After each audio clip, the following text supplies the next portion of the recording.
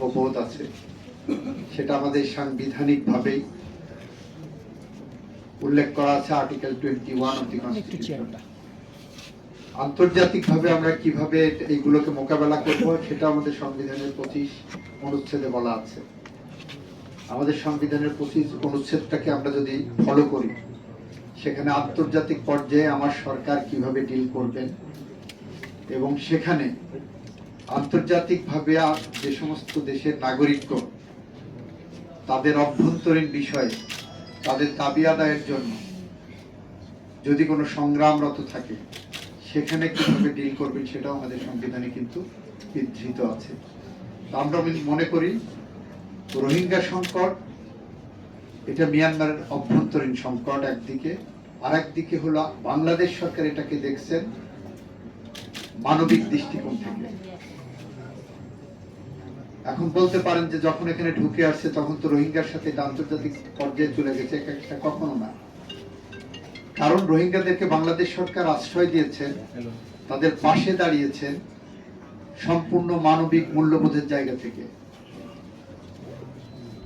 কারণ একজন মানুষ যখন ভূমিষ্ঠ হয় তখন সেই মানুষের 3টা অধিকারকে যদি বৈশিষ্ট্য থাকে, সেই বৈশিষ্ট্যগুলো মানবাধিকারে রূপান্তরিত হয়।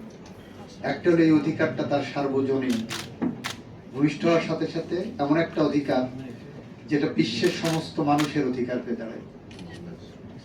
এটা হলো তার ইনএলিয়েনেবল রাইট, এই অধিকারটা সে অন্য কারো কাছে হস্তান্তর করতে পারবে না। এটা হলো তার ইনহারেন্ট রাইট, সহজাত। মানুষ হিসেবে জন্ম নেওয়ার সাথে সাথে তার কিছু অধিকার থাকে, তার জীবন ধারণের অধিকার, তার খাদ্যের অধিকার, তার ন্যূনতম কিছু অধিকার থাকে।